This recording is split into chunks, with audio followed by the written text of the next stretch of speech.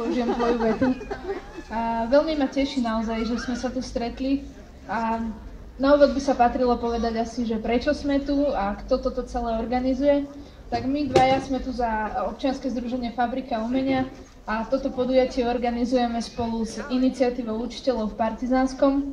A je to teda taký Hyde Park, ktorý, teda mnohí ani nevedia, čo to slovo znamená. Taká učiteľská vsúka. Hyde Park je park v Londýne a je to park, kde majú ľudia priestor sa slobodne vyjadriť a povedať svoj názor na rôzne občianske veci alebo iné potreby vyjadrenia tam môžu predniesť. Tak my sme si tento Hyde Park priniesli sem do Partizánskeho a chceme sa vyjadriť práve k tej iniciatíve učiteľov, práve k tomu, o čo sa snažia oni už mesiac vlastne.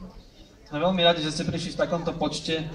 Na druhej strane je smutné, že už mesiac sa po všetkých mestách na Slovensku musia stretávať ľudia, ktorí podporujú učiteľov a samotní učitelia.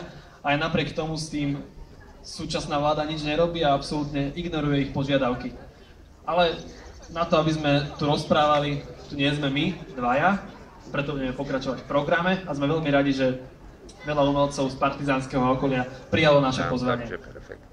Tak správne. A hneď na úvod by sme dali priestor nejakej pani učiteľke, ktorá sa venuje tomuto povolaniu a poslaniu už niekoľko rokov.